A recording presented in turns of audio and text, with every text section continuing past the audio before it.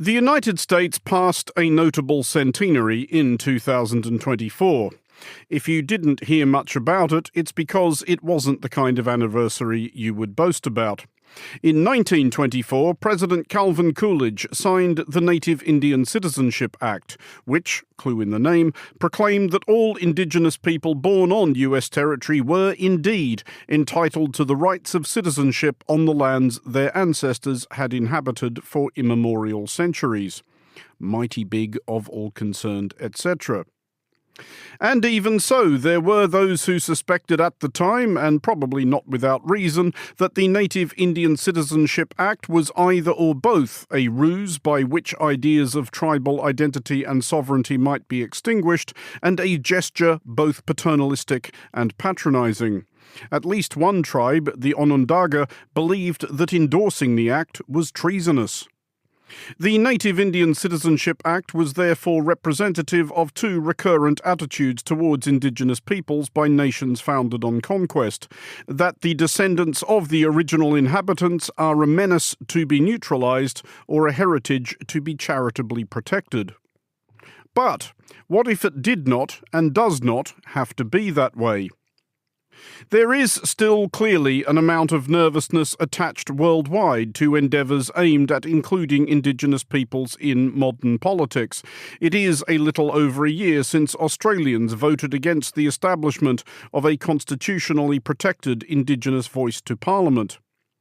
But is there an argument that greater indigenous inclusion in politics works for everybody? What have we learned from those countries which have made progress on this front? Is a win-win option there for the taking? This is the Foreign Desk. The term referendum is so dangerous towards Indigenous peoples because we're always going to be the minority, not the majority. I think people feel that Australians in general have much more exposure and much more first-hand experience with Aboriginal culture than they do.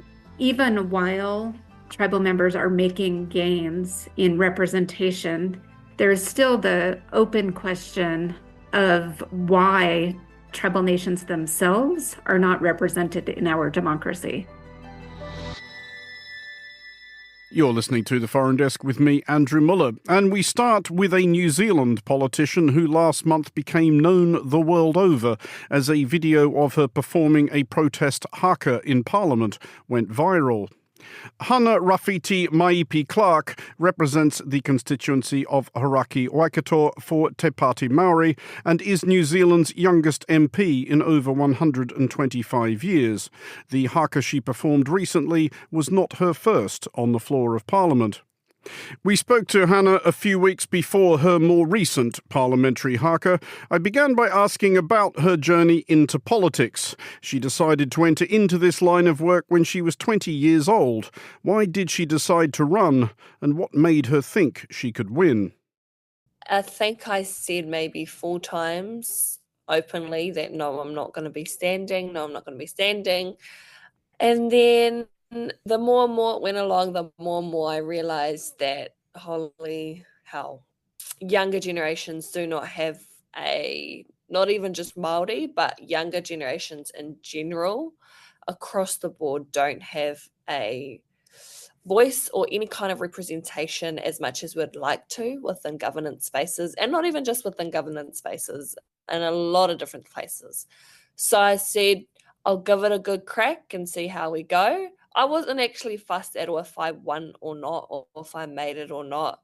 The main thing was just inspiring, or at least turning the younger generation to believe that they could have some type of voice, purely because everyone would be moaning, why don't you guys vote? Why don't you guys vote? And I was like, why would I vote when these are my options? You announced yourself in Parliament at your maiden speech with a haka, it was quite a powerful moment, which I encourage our listeners to look up once they've finished listening to this program. But for you in that moment, what did that feel like? I think that haka I was never planning on doing it. It's something that just kind of occurs naturally. A lot of my different speeches have some tie to our culture. I wouldn't say I'm a great performer, but I'm definitely being privileged enough to be in the kapa haka space. And it's something that I guess is not for anyone else, but mainly for me to calm my nerves down. And that was my first ever time kind of speaking in Parliament. And I was not fazed at all what anyone thought. I just wanted to calm myself, and it was the best way I could do it. And then I've only seen kind of the impact of it now, maybe a year later, purely because I didn't realize that being young, being Indigenous, and I guess doing your traditional performances, it's not even a performance really, it's just what we do, in Parliament would be such a big deal because some females can't even vote in this day and age. What we're trying to get at in this episode is the idea that encouraging Indigenous participation in the democracy of a country which, like New Zealand, like Canada where you are now, like Australia where I'm from, countries which were built on territory which once belonged to somebody else, is it actually a benefit to those countries now to make more of an effort to incorporate Indigenous voices? Does the modern country benefit from having those voices involved in politics, involved in decision making? I mean as an actual asset, not as some sort of grandiose act of charity. Absolutely, absolutely. I think throughout the whole world, not even just certain countries, the society actually undermines the voice of Indigenous peoples and how important and crucial it is. First and foremost, not even just for Indigenous peoples, but secondly, for everyone. There's nothing that you can lose with having Indigenous representation and voice. If anything, it gains so much knowledge to the decision-making tables, such as at a local government level within Aotearoa, New Zealand. We have something called a Māori ward, which is a representative who is of Māori descent who can go on councils, city councils, etc. But they provide so much Indigenous knowledge to that certain area. So tangible examples of that would be some certain sacred locations wouldn't be the best place to make sewaging pipes. That's the common reality that we face here because I guess the lack of knowledge that councils have. And then another one is recently we've had a lot of street names that have caused a lot of controversy because they've been street names of, I guess, damaging past, such as people who convicted war on our people. So we've been trying to change that narrative. So from street names to sewaging pipes, every kind of aspect across the board, I think Indigenous voices are important. But do you see it as well in the making of policy, which is not specifically about Indigenous issues? Is there Indigenous knowledge in addressing, well, I guess, whichever modern problems you like, that a country like New Zealand or like Canada or like Australia could be drawing on? Absolutely, absolutely. I think, especially for us in Aotearoa, New Zealand, Māori have so much to give, and we are very sharing people. So we want to share our language. We want to share it. Recently, there's been Matariki public holiday, which is, to give context to it, it's our Māori New Year. And we've only just made that, previous government has only just made that a reality for it to be an official public holiday. And there's so much joy and positive outcomes that come with that. There's really nothing to lose having Indigenous voices. What strikes you, though, as the best way of going about guaranteeing that those voices are heard? You mentioned the Maori wards. Australia, of course, put to its people the idea of an Indigenous voice to Parliament, which was rejected in a referendum. But do you think measures like those are important, that it's not just enough to leave it up to the voters at the ballot box? Oh, absolutely, absolutely. And I think when the word or the term referendum is so dangerous towards Indigenous peoples because we're always going to be the minority, not the majority. And it's hard for us to leave it for Indigenous peoples to make those decisions, not the majority, because we always know that it will always be against us. And unfortunately, in this generational time, across the board and throughout society, we don't really see, or I personally don't think that people see the positives in Indigenous voices as much as we'd like to. So it's really up to new generations and the coming of changing that narrative throughout society that, okay, when Indigenous voice is coming to the table, you actually gain something. You don't lose anything. And it's important to include that education and include that inclusive perspectives, because it just changes the perspective, I guess, of where we can move as a country with Indigenous peoples. What's your response then? Because I'm sure you've heard many variations on this. There is a resentment which is often articulated, certainly in Australia, Canada and New Zealand and similar countries, that there is excessive special treatment being offered. There's this idea that seems to be that power is a zero-sum game, that if we give some of that back to Indigenous people, there'll be less of it for us. To be clear, that's not what I think, but what is your response to that? Is it, again, that thing that it works for everybody if it is more collaborative? Absolutely. I think that it will work for everybody if it's under kotahitanga, which is the word that or a term that we use for unity. And we've recently really seen that in an intangible way through the recent passing of our King Kingi Heitia. Throughout his traditional funeral over the past couple of days, last couple of weeks ago, it was Māori and Pākehā, so Indigenous and European, coming together in honour of him. And I guess it really just showed how beautiful our country can be in a time of mourning and loss. So, for example, from the broadcasters to the helicopter to the Genesis Energy power station that pumped more water out on for his last canoe that took him on the river, there were so many decisions made for the greater good of the people. And it was inclusive and it was powerful, really. And I guess you can't kind of articulate it unless you were there, feeling how beautiful it was, really. And what are some of the specific issues that you want to work on? And again, I guess within the context of what we've been talking about, the way that perhaps there are Indigenous solutions to everybody's problems. Back home in Aotearoa, we are currently facing and challenging the most right-wing government we've ever experienced. One of the big issues is the Treaty Principles Bill, which basically intends to rewrite or reconfine our constitution, which is an agreement between Indigenous peoples and the Crown.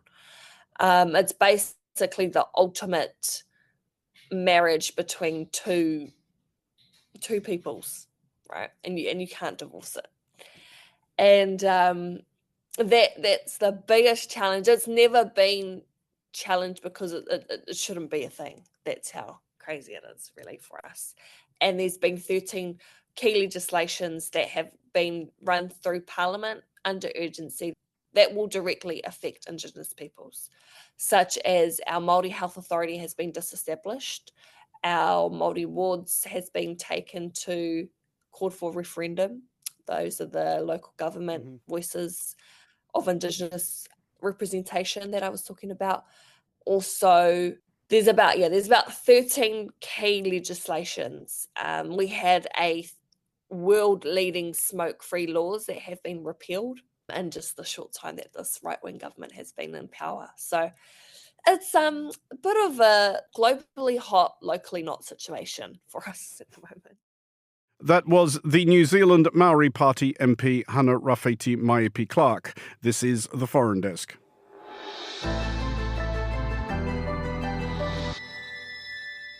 You're listening to The Foreign Desk with me, Andrew Mueller. We move across the Tasman Sea now to Australia. Joining me is Alex Mankiewicz, the illustrator of When the World Was Soft, Yindjibarndi Creation Stories, a groundbreaking graphic novel commissioned by the Uluwatu Group Aboriginal Corporation based in Western Australia's Pilbara region, and whose purpose is to share knowledge of Yindjibarndi culture. Alex, welcome to the show. I wanted to start by asking about the genesis of this project. What was your first point of contact with the Yindjibarndi? How did you get involved in this?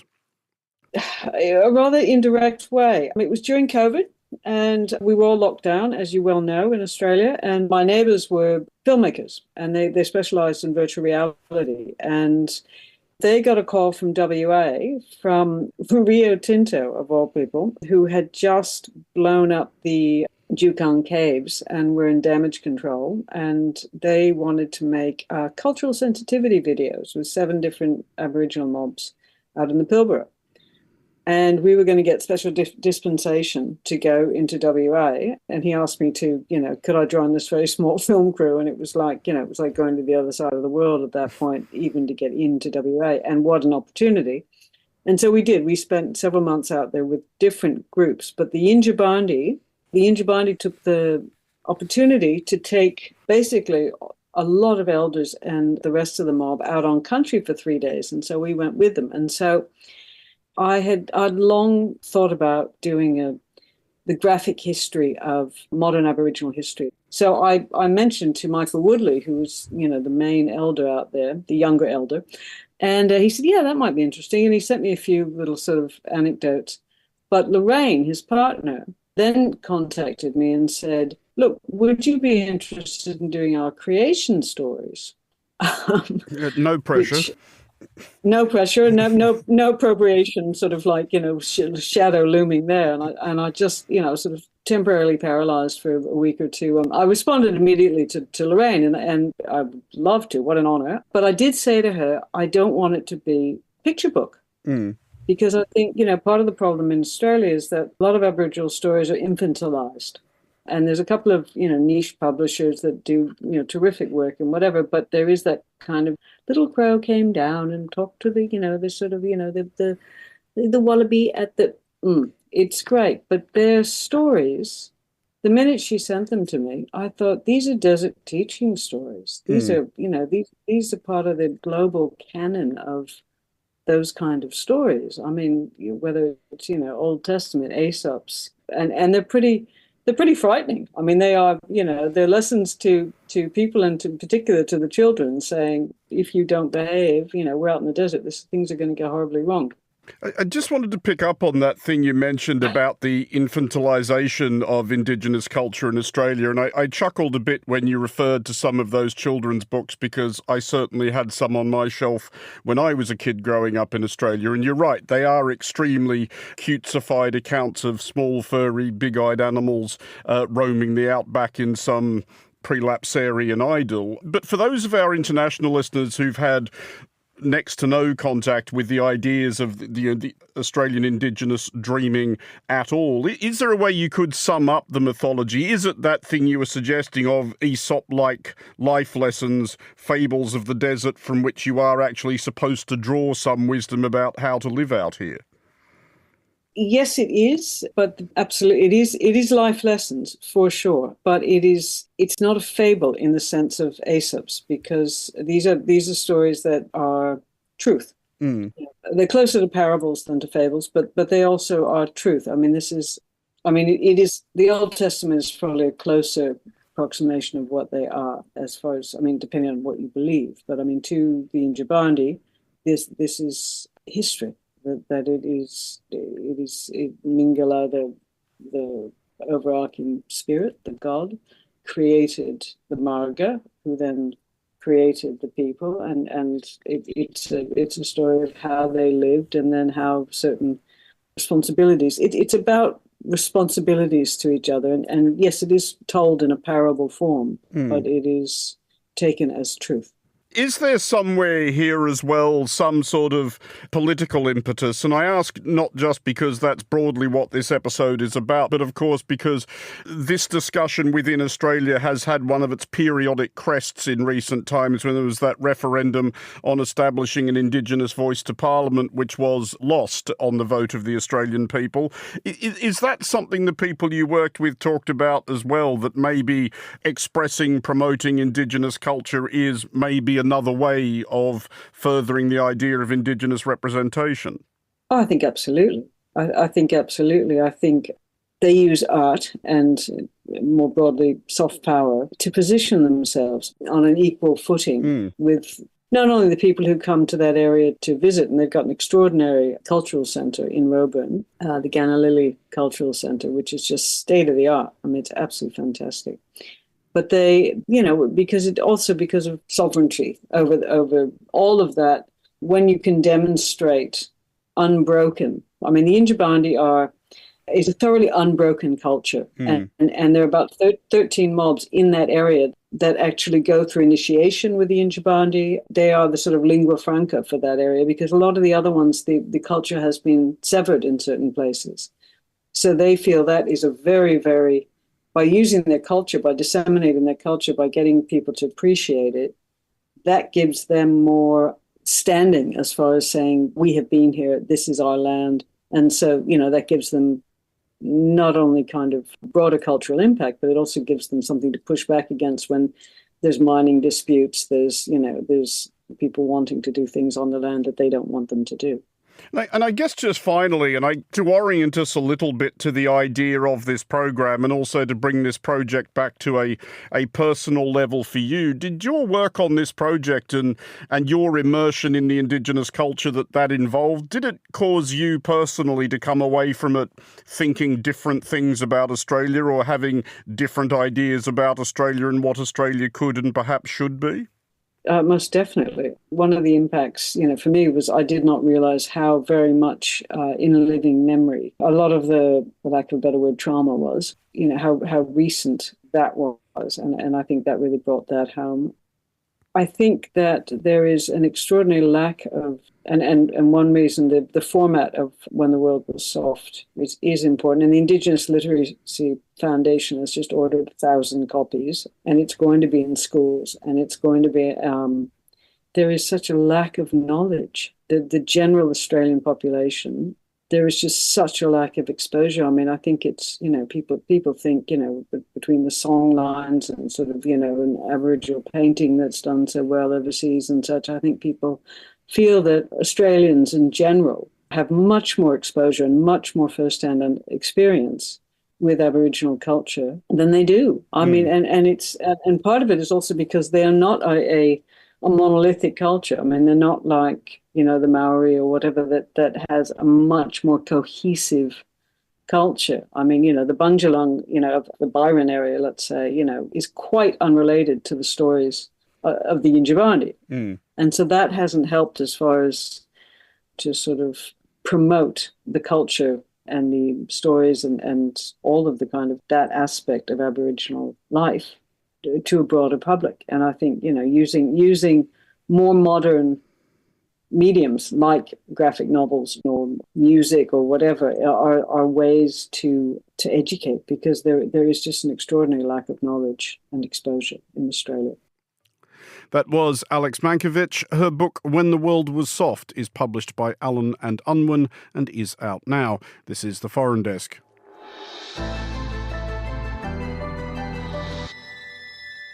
This is The Foreign Desk on Monocle Radio, and finally to the United States, which has both fought wars and signed treaties with its indigenous peoples, neither leading to altogether satisfactory outcomes.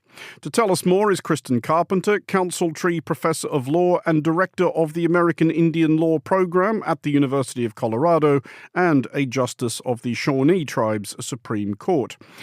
Kristen, let's start with a bit of a benchmark. Do you think the United States over the last 200 years and change really has been notably worse than most at engaging with its indigenous people? I don't think the United States has been notably worse, but we haven't been notably better either. And given that the United States likes to hold itself up as a leading light in democracy, I really have higher expectations for my own country when it comes to political freedom and representation vis-a-vis indigenous peoples.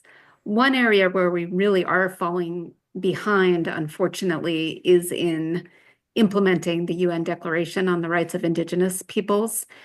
And while the United States has supported the declaration since 2010, our neighbor to the north, Canada, now has legislation nationwide, creating a process to bring the declaration into domestic law.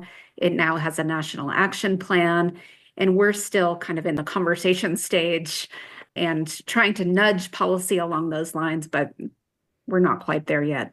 Because one of the things we have discussed elsewhere in this program is the merits of treaty versus non-treaty, most obviously in Australia where there never was, and in New Zealand where there was.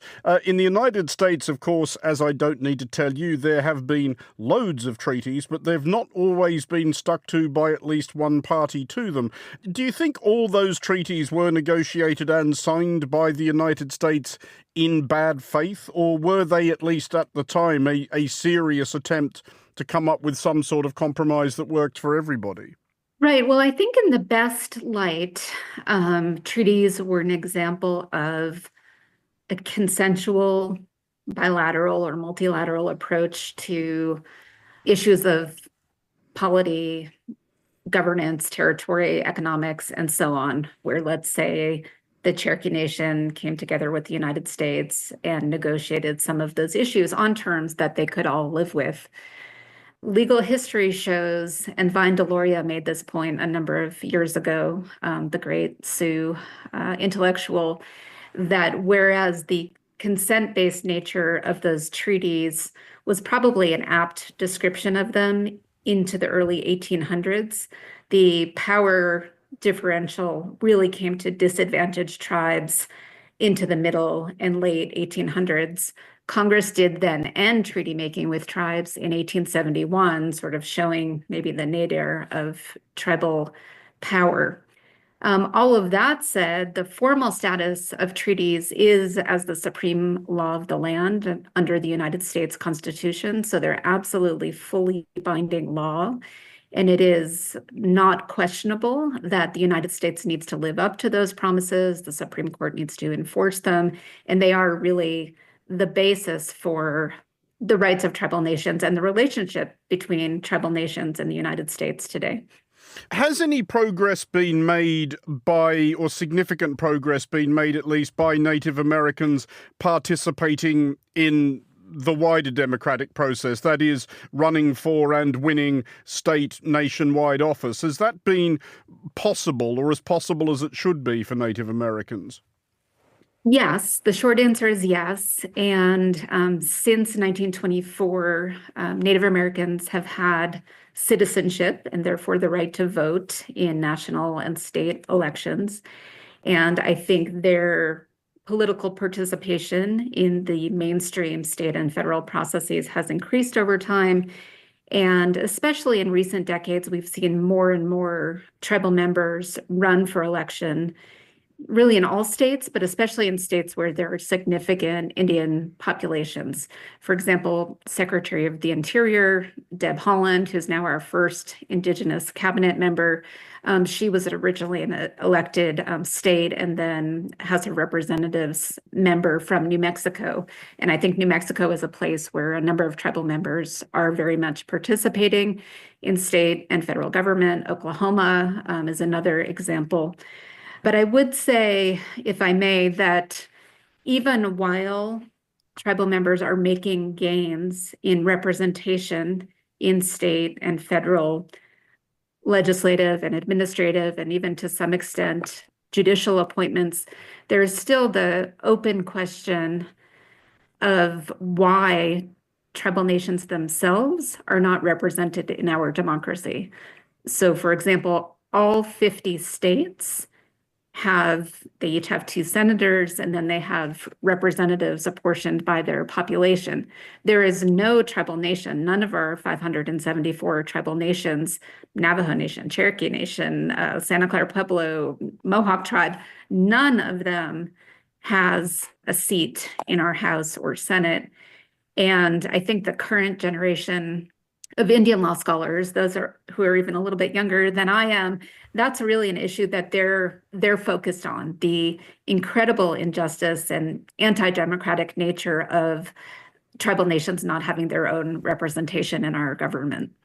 Because obviously this was a question that was put to my fellow Australian citizens not that long ago, the idea of having a permanent Indigenous voice to Parliament enshrined in the Constitution. And the opponents of that idea, who were, of course, eventually successful, won, I think, at least in part by portraying it as a zero-sum proposition, that if we give the Indigenous people more power, then you, the non-Indigenous people, will have less power. But that doesn't necessarily have to be how it works, does it? That is a leading question, but kind of the idea we're exploring here is that it might actually work quite well for everybody.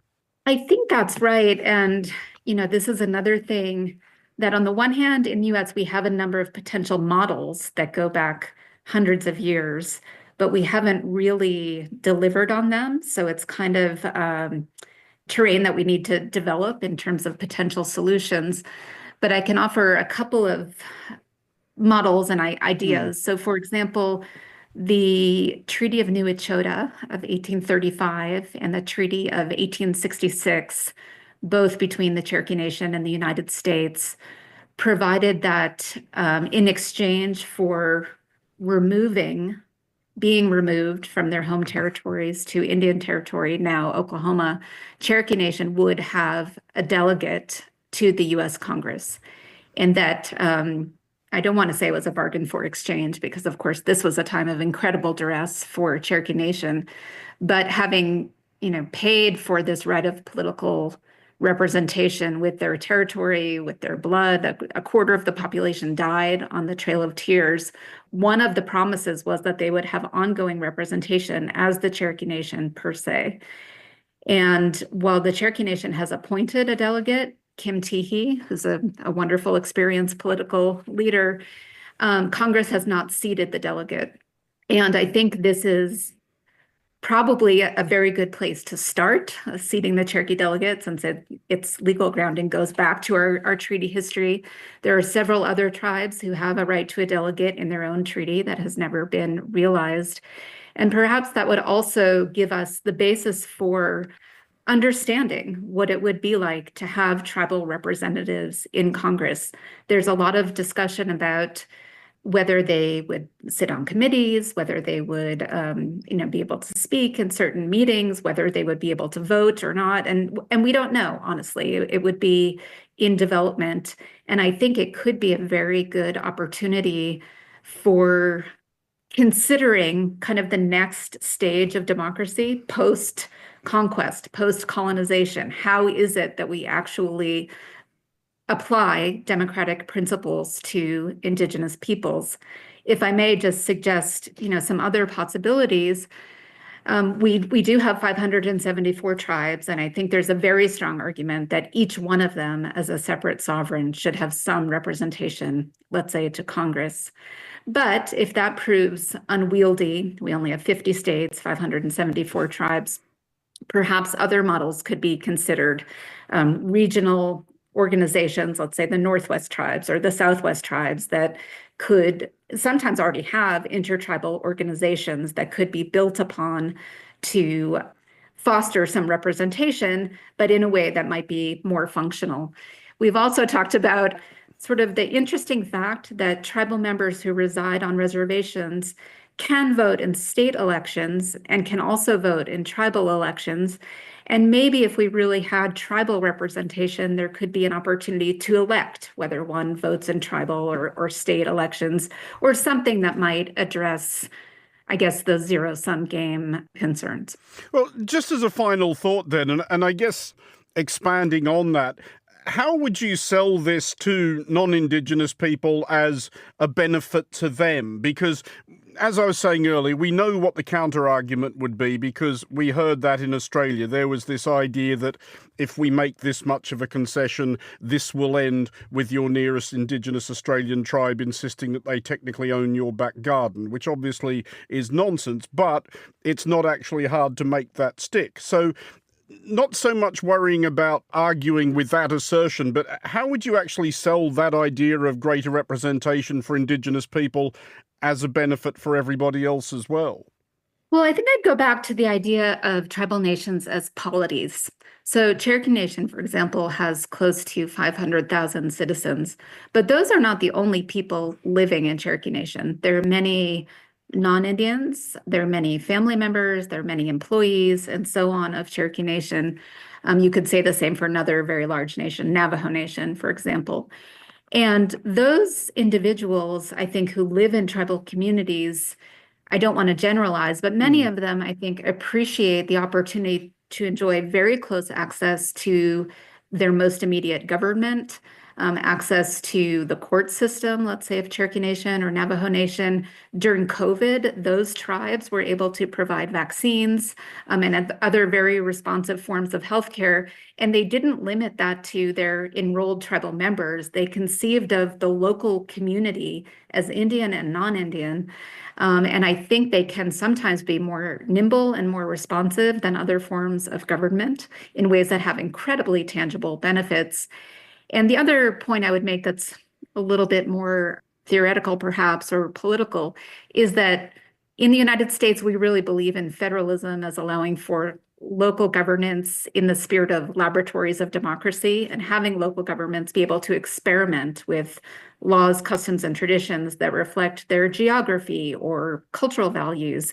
And I think that tribes have an incredible role in that. And we're seeing tribes' leadership on areas of water law, climate change, spectrum, intellectual property, you name it, restoring the grasslands, restoring the buffalo. And those are experiences and programs that are truly benefiting all of us, tribally led and very inclusive. Kristen Carpenter, Director of the American Indian Law Program at the University of Colorado. Thank you for joining us.